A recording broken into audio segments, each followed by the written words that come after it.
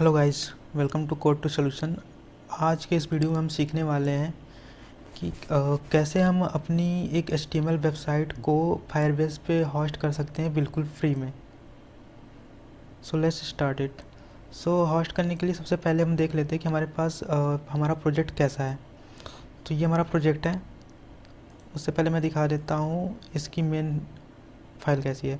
ये हमारा main directory है। इस डायरेक्टरी के अंदर एक पब्लिक फोल्डर है एंड इस पब्लिक फोल्डर के अंदर हमारा HTML, CSS, जावास्क्रिप्ट सारी चीज़ें इसमें हैं और ये पूरी एक स्टैटिक वेबसाइट ही है। सो मैं इसमें अगर इसका लॉगिन पेज अगर क्लिक करके दिखाऊं, अब आप सोच रहे होगे स्टैटिक है तो लॉगिन कैसे हो रहा है। तो ये क्या हो रहा है कि मैंने ना जावास्क्रिप्ट में APIs को फेच किया हुआ है लॉगिन के लिए। मतलब ये पूरी वेबसाइट APIs के थ्रू बनी हुई है, बट फ्रंट एंड में जावास्क्रिप्ट एंड HTML ही है एंड जो API है वो कहीं और पे होस्ट है ऑलरेडी। तो देखा जाए तो ये पूरी एक स्टैटिक वेबसाइट ही है। एंड अगर मैं इसमें क्लिक करता हूँ इसके इंडेक्स पेज को एंड ओपन करके दिखाता हूँ आपको कि ये कैसा दिखता है। तो ये हमारा लॉगिन पेज है एंड अगर मैं इसमें लॉगिन करूँ तो देखो आप ऊपर URL दिख रहा होगा आपका, ये अभी लोकल पे है मेरा। तो मैं इसको अगर लॉगिन करूं तो ये अपना पेज लॉगिन होता है। ओके, तो ये अपनी वेबसाइट है। ओके, सो अभी हमें क्या करना है, इसे अपलोड करना है। तो उससे पहले हमें क्या करना पड़ेगा, पहली चीज़ तो हमें ये सेट करना होगा कि जो पेज हमें वहाँ पे मेन सेट करना है। जो हमारा स्टार्ट पेज होगा, जैसे ही URL पे कोई क्लिक करे तो हमें कौन सा पेज दिखना चाहिए, उस पेज को हम इंडेक्स नाम दे देंगे। मेरे केस में क्या है कि ये लॉगिन पेज था पहले, फिर मैंने इसको index.html बनाया, क्योंकि जैसे ही कोई URL पे हिट करेगा उसे क्या दिखेगा, उसे लॉगिन पेज दिखेगा। सो मैंने इसलिए इसको इंडेक्स किया। आपका जो भी स्टार्ट पेज हो उसको आप इंडेक्स कर लेना। सेकेंड स्टेप क्या करना है कि जैसा कि आप देख रहे हो मैंने सारी चीज़ें पब्लिक फोल्डर में रखी हुई, आपको भी सिंगल ऐसे ही पब्लिक फोल्डर में सब कुछ ला के रखना है। ओके, इतना करने के बाद अब हम आते हैं अपनी फायरबेस पे। सो हमें गूगल में सिंपल सा फायरबेस सर्च कर लेना है एंड क्लिक करना है। ओके, एंड ये ऑलरेडी लॉगिन होगा, अगर लॉगिन नहीं है तो आप अपने गूगल अकाउंट से लॉगिन कर लेना इसमें। एंड गेट स्टार्टेड करेंगे हम। गेट स्टार्टेड करने के बाद ऐड प्रोजेक्ट, मेरे केस में ऑलरेडी 3 प्रोजेक्ट हैं, आप एक और कर लेना। तो यहाँ पे हम अपने प्रोजेक्ट का नाम देंगे, मैं दे रहा हूँ एम्प्लॉय मैनेजमेंट दे देता हूँ। Okay, employ management. ओके, तो ये ले नहीं रहा तो मैं कुछ अपना नाम ही दे देता हूँ। ओके, कोड, या फिर चैनल का नाम देता हूँ कोड सॉल्यूशन दे देता हूँ। Fine, code solution. कंटिन्यू करते हैं। कंटिन्यू करने के बाद सिंपल सा जो भी है एनेबल गूगल एनालिटिक्स कर लेना है एंड कंटिन्यू कर देना है। गूगल एनालिटिक्स एनेबल करना है एंड कंटिन्यू कर देना है। कंटिन्यू करने के बाद ही हमसे अकाउंट पूछेगा। अकाउंट में हम डिफ़ॉल्ट अकाउंट फॉर फायरबेस कर लेंगे एंड क्रिएट प्रोजेक्ट करेंगे। क्रिएट प्रोजेक्ट होने में थोड़ा सा टाइम लगेगा, तब तक हम वेट करते हैं।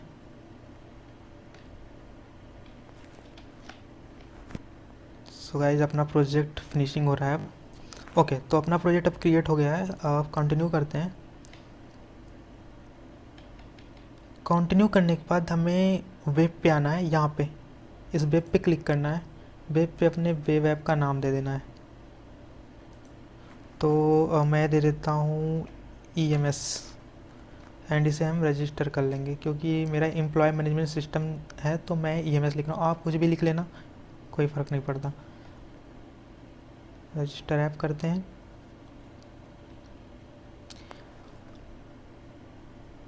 रजिस्टर ऐप करने के बाद ये सब अभी हमें नहीं करना है, क्योंकि हमारी वेबसाइट बिल्कुल सिंपल है और हमें करने की भी ज़रूरत भी नहीं है। तो हमें सिंपल सा कंटिन्यू कंसोल कर लेना है। कंटिन्यू कंसोल करने के बाद अपने लेफ़्ट नैव बार में आना। लेफ़्ट नैव बार में हम देख रहे हैं कि होस्टिंग है अपनी, तो यहाँ पे हमें होस्टिंग पे क्लिक करनी है एंड यहाँ से गेट स्टार्टेड कर लेना है। गेट स्टार्टेड करने के बाद इन्होंने पहले से ही कुछ स्टेप्स बता रखा है जो कि हमें करने। पहले इन्होंने बोला है कि npm इंस्टॉल फायरबेस CLI। तो ये फायर ऐसा इतनी कमांड रन करने से क्या होगा कि हमारे सिस्टम में इसकी CLI आ जाएगी, कमांड लाइन इंटरफेस आएगा। लेकिन एक चीज़ मैं पहले ही बता देता हूँ कि अगर आप ये कमांड करोगे इससे पहले आपके सिस्टम में Node.js इंस्टॉल होना चाहिए। एक बार फिर बोल रहा हूँ, Node.js इंस्टॉल होना चाहिए। तो आप Node.js इंस्टॉल कर लेना पहले, देन इसको यूज करना। तो मेरे सिस्टम में भी क्या है कि ऑलरेडी इंस्टॉल्ड है ये चीज़ें, एंड कॉपी हमने कर लिया। अब हमें इसे अपने CMD में करना है। तो उसके लिए क्या करते हैं कि हमें अपने प्रोजेक्ट के फाइल में आना है, जहाँ पे अपना ये पब्लिक फोल्डर है ना, यहाँ पे अपनी कमांड प्रॉम्प्ट को ओपन कर लेना है। अगर आप विंडोज 10 यूज कर रहे हो तो सिंपल सा शिफ्ट दबा के पावर सेल ओपन कर लेना। ओके, तो आप देख रहे हो कि यहाँ पे क्या है कि पैथ हमारा पहले से ही है, तो हमें सिंपल सा अब पेस्ट कर लेना है वो कमांड। मेरे में ऑलरेडी इंस्टॉल होगा ये, तो थोड़ा सा टाइम लेगा ये इंस्टॉल होने में दोबारा से, क्योंकि मेरे में ऑलरेडी इंस्टॉल्ड है। बट आपके केस में कुछ ज़्यादा ही टाइम लेगा। सो मैं तब तक वेट करता हूँ। सो ओके गाइज, अपना ये इंस्टॉल हो गया है। अब देखते हैं कि सेकंड स्टेप हमारा क्या है यहाँ पे। तो सेकंड स्टेप के लिए हम जाएंगे, एंड सेकंड स्टेप के लिए हमें नेक्स्ट पे क्लिक करना है, एंड ये हमें सेकंड स्टेप बताएगा। उसके बाद हमें फायरबेस लॉगिन करनी है। इसको कॉपी करता हूँ मैं कमांड को, एंड अगेन पेस्ट कर लेना है एंड इंटर करना है। अब हो क्या रहा है कि मेरे केस में ये ऑलरेडी लॉग्ड इन दिखा रहा है। क्यों दिखा रहा है? क्योंकि मैंने पहले से इंस्टॉल किया हुआ है और मैंने एक बार लॉगिन कर दिया है। आपके केस में क्या होगा, ये आपसे एक बार कंफर्म करेगा, तो आपको वहाँ पे एस करना है, एंड जैसे ही आप एस करते हो ये आपको आपके ब्राउज़र में रिडायरेक्ट करा देगा, डिफ़ॉल्ट ब्राउज़र में। एंड वहाँ पे आपको अपनी अकाउंट सेलेक्ट क्लिक करके, एक बार क्लिक करके बस परमिशंस को अलाउ कर देना है। देन अगेन यहाँ पे ये सिंपल सा लॉग्ड इन हो जाएगा। देन हमारा थर्ड स्टेप क्या है, अगर लॉगिन हो जाए तो फिर नेक्स्ट करेंगे। एंड थर्ड स्टेप है हमारा फायरबेस डिप्लॉय। बिफोर डैट हम एक कमांड भूल रहे हैं, उससे पहले कि हमें फायरबेस इनिट करना होता है, तो हमने ये भी किया नहीं है। अब करते हैं इसको फायरबेस इनिट, एंड ओके कहाँ गया अपना, ये रहा। सो फायरबेस इनिट कर देते हैं एंड इंटर करते हैं। ये पूछ रहा है कि are you ready to proceed, yes proceed. And अब ये सारी सर्विसेज हैं फायरबेस की, तो हमें कौन सी सर्विस सेलेक्ट करनी है। डाउन एरो से हम डाउन एरो बटन से नीचे आएंगे एंड होस्टिंग पे आएंगे, एंड हमें सेलेक्ट कैसे करना है, स्पेस दबा के। हमने स्पेस दबाया and then enter. Then again ये मुझसे पूछेगा कि यूज़ एन एग्जिस्टिंग प्रोजेक्ट या न्यू प्रोजेक्ट, तो हमें क्या कर देना है, एग्जिस्टिंग प्रोजेक्ट, बिकॉज हमारा प्रोजेक्ट ऑलरेडी बना हुआ है।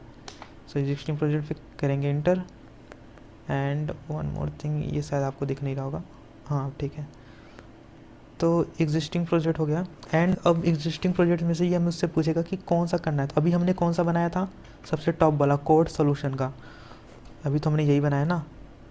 तो इस पे जाके हमें बस एंटर कर लेना है।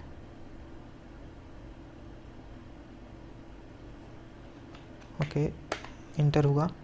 देन ये पूछ रहा है कि what do want to use your public directory, तो हमें क्या करना है, यस, तो हमें यस कर लेना। ओके सो क्योंकि हमें अपना ही पब्लिक, एक minute, what do want to public directory. Okay तो ये पूछ रहा है कि क्या पब्लिक डायरेक्टरी के लिए आप कौन सा यूज़ करना चाहते हो, तो हमें लिख देना है पब्लिक, क्योंकि हमने पब्लिक वहाँ पे बनाया हुआ है, इसलिए मैं यहाँ पे पब्लिक लिख रहा हूँ। ओके सो कॉन्फ़िगर कह रहा है सिंगल ऐप, नहीं सिंगल ऐप तो अपना है ही नहीं। And set automatic build and deploy with GitHub, ये भी हमें नो कर लेना है। एंड अब ये कह रहा है कि file public 404 HTML already exist, मतलब मेरे इनका कहना है कि पब्लिक में 404.html एक पेज ऑलरेडी एग्जिस्ट है, क्या मैं उसको ओवरराइट करना चाहता हूँ। देखो अगर आपके केस में क्या होगा कि ये नहीं होगा, तो ये ओवरराइट नहीं बोलेगा, तो आप यस कर लेना। मेरे केस में तो ऑलरेडी है, तो मैं ओवरराइट क्यों करूँ, तो मैं नो करता हूँ। ओके तो अगेन ये मुझसे पूछ रहा है file public index.html already exist. Okay तो मतलब अब याद रहे हमने बोला था ना, जो हमारा स्टार्ट पेज होगा हमने उसको index.html बोला। ये बोल रहा है कि क्या हम उससे रिप्लेस कर दें, नहीं, हमारा जो स्टार्ट पेज है वही रहना, तो हमें यहाँ पे सिंपल नो कर लेना है। तो ओवरराइट हमें नहीं करना, ध्यान रहे इन सब चीज़ों का। देन फायर इनिशियलाइजेशन हमारी कंप्लीट हो गई है। एंड देन जो फाइनल स्टेप है हमारा, बस एक कमांड का रह गया और वो है डिप्लॉय का, फायरबेस डिप्लॉय। सो हम ये सिंपल सा करते हैं, फायरबेस डिप्लॉय, एंटर। सो ये थोड़ा सा टाइम लेगा क्योंकि मेरा प्रोजेक्ट अभी काफ़ी बड़ा है, काफ़ी बड़ा in the sense approx 40 MB के करीब में है पूरा फाइल। सो आपका अगर छोटा होगा तो बहुत ही जल्दी हो जाएगा। तो जब तक हो रहा है तब तक के लिए मैं वेट करता हूँ। ओके गाइस, तो अपना प्रोजेक्ट अपलोड हो चुका है और फायरबेस ने फाइनली हमें एक URL दिया हुआ है। ये रहा अपना URL। इस पर हम जाके देखते हैं कि हमारी वेबसाइट अपलोड हुई भी है या नहीं। सो मैं इसको ओपन करता हूँ एक नए टैब में एंड देखते हैं कि अपलोड हुई है कि नहीं। सो यू गाइस देख सकते हो अभी ये अपना कोड सॉल्यूशन करके आ रहा है एंड ये वेब ऐप का नाम है। एंड यहाँ पे अगर मैं सब कुछ फिल करूँ एंड चेक करूँ कि चीज़ें सही है कि नहीं, तो लॉग इन इट। तो क्या हो रहा है कि अपनी वेबसाइट पूरी अच्छे तरीके से लॉगिन हो जा रही है।